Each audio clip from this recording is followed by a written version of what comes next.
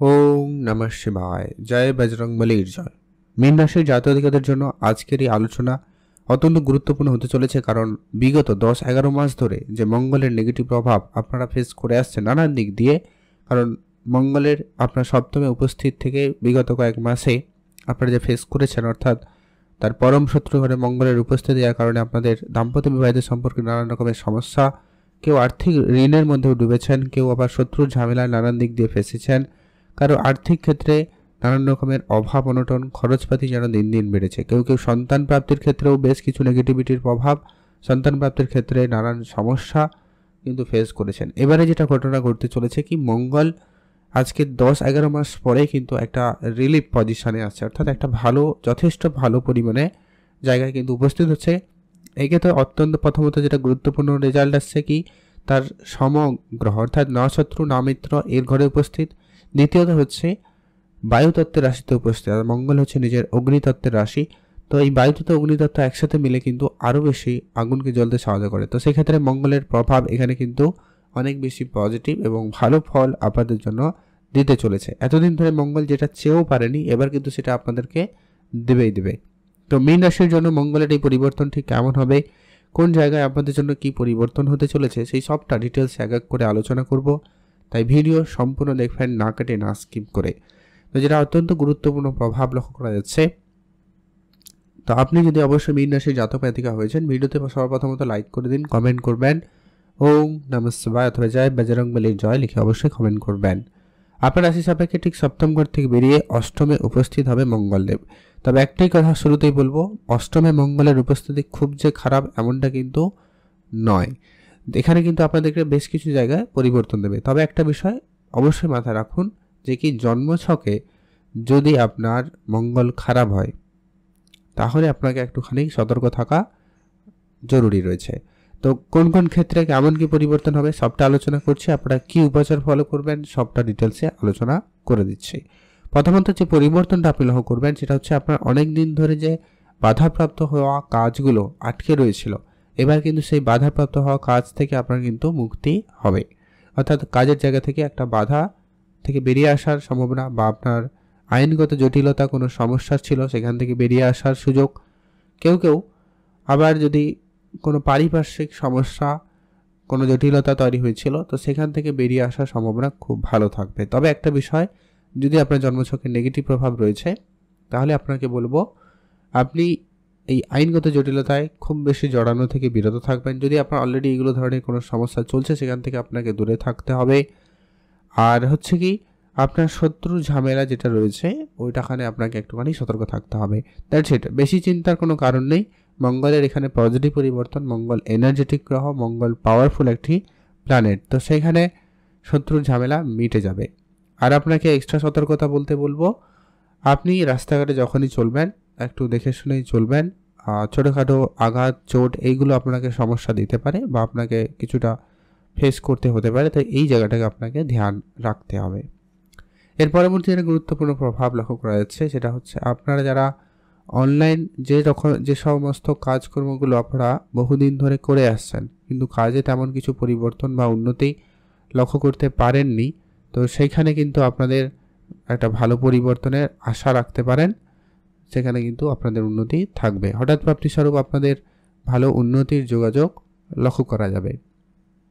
যারা ব্যবসাপাতি বহুদিন ধরে শুরু করেছেন কিন্তু ব্যবসাতে তেমন কোনো রেজাল্ট প্রাপ্তি করতে পারেননি, এবার কিন্তু ব্যবসার জায়গায় যে বাধা বিপত্তিগুলো ছিল সেগুলো কাটিয়ে ওঠার এবং ব্যবসা ক্ষেত্রে উন্নতির এক নতুন দিশা আপনারা লক্ষ্য করতে চলেছেন। আর এটা অত্যন্ত গুরুত্বপূর্ণভাবে আপনাদের জন্য অন্যান্য গ্রহেরও সাপোর্টের কারণে হবে, তাই আপনারা নিঃসন্দেহে এগিয়ে যেতে পারেন এবং কাজকর্মের উন্নতির প্রবল যোগ সম্ভাবনা থাকবে। দাম্পত্য বিবাহিত সম্পর্কের ক্ষেত্রে একটা উন্নতি থাকবে, নিজেদের মধ্যে ভুল বুঝাবুঝিগুলো ঠিক হয়ে যাওয়ার প্রবল যোগ সম্ভাবনা লক্ষ্য করা যাচ্ছে। এরপরে আসছে যে কি, মঙ্গলের 3টা গুরুত্বপূর্ণ দৃষ্টিও রয়েছে যেটা কিন্তু অত্যন্ত প্রভাবশালী। মঙ্গলের প্রথম দৃষ্টি যেটা কিনা আপনার রাশি থেকে ঠিক একাদশ ঘরে পড়ছে, যেটা কিন্তু খুবই প্রভাবশালী একটা জায়গা।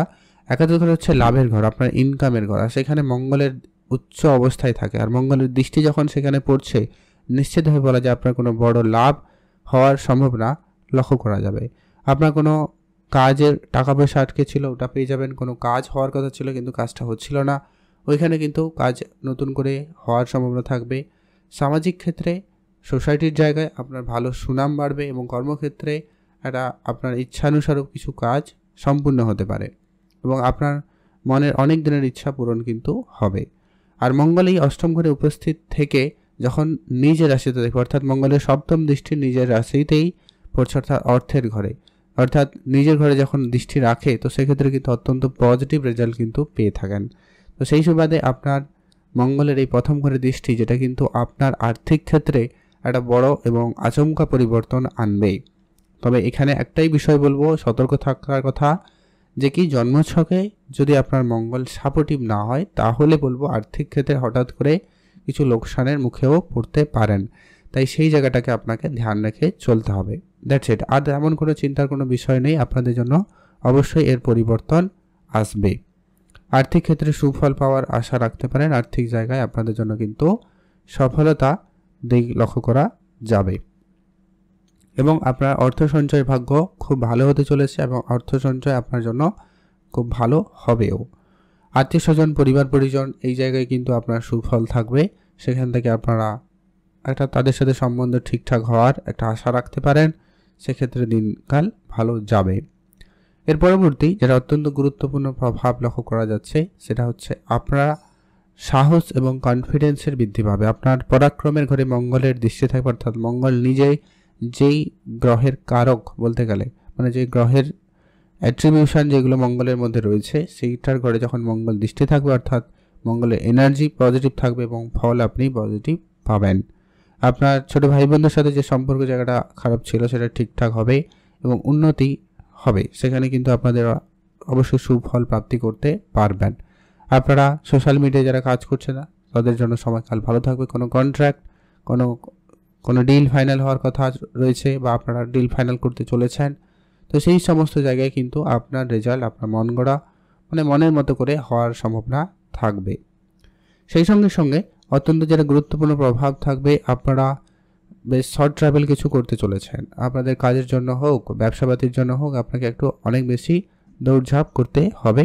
তো তার জন্য প্রস্তুত থাকবেন। শুধু একটাই বিষয় বলবো, আপনারা যখনই এই যাতায়াত করছেন অর্থাৎ রাস্তাঘাটে যখনই চলবেন একটু এক্সট্রা সতর্কতা অবলম্বন করুন, তাহলেই হবে। কারণ প্রত্যেকের জন্য তো আমার মঙ্গলের উপস্থিতি কেমন জানা নেই। তো সেই ক্ষেত্রে ওভারঅল আলোচনা বেশ পজিটিভ। তবে আপনার জন্মছক যদি আপনার জন্য মঙ্গলে একটুখানি নেগেটিভ রয়েছে তাহলে একটু সতর্ক থাকুন আর চোখ কান খোলা রাখবেন। অত্যন্ত গুরুত্বপূর্ণ যে প্রভাবটা লক্ষ্য করা যাবে সেটা হচ্ছে আপনারা যারা খুব বেশি নেগেটিভ প্রভাবের মধ্যে রয়েছেন তাহলে বলবো কিছু উপাচার অবশ্যই আপনারা মেনে চলুন, তাহলে কিন্তু আপনাদের জন্য খুব কার্যকরী হবে। মঙ্গলকে ঠিক রাখতে একটাই উপাচার বলবো, তার জন্য হনুমানজির পুজো করুন, হনুমান চল্লিশা পাঠ করুন বা সুন্দরকাণ্ড হনুমানজির অবশ্যই পাঠ করুন। তাতেই কিন্তু হনুমানজির বিশেষ কৃপা দৃষ্টি আপনার উপর ভালো থাকবে এবং আপনার সমস্ত বাধা, সমস্যা, দুশ্চিন্তাগুলোকে দূর করাবে এবং মঙ্গলকে অবশ্যই পজিটিভ জায়গায় রাখতে সহায়তা করবে। আর কি অবশ্যই প্রতি মঙ্গলবার আপনারা অন্তত হনুমানজির পুজো দিবেন আর হালকা লাল বা গেরুয়া রঙের পোশাক পরতে পারেন বা সেই রং ব্যবহার করবেন বেশি করে। আর ওই দিন মিষ্টি জাতীয় গুড়, লাড্ডু এরকম কিছু দান করতে পারেন। সেক্ষেত্রে কিন্তু আপনার মঙ্গল আপনার জন্য খুবই পজিটিভ রেজাল্ট আপনাদেরকে দেবে। আপনি অবশ্যই সেখানে ভালো ফল পেয়ে যাবেনই যাবেন। আপনারা ভালো থাকবেন, সুস্থ থাকবেন আর অবশ্যই কমেন্ট করবেন ওম নমঃ শিবায় অথবা জয় বজরংবলীর জয়, অবশ্যই কমেন্ট করে জানাবেন আর আপনারা ভালো থাকবেন।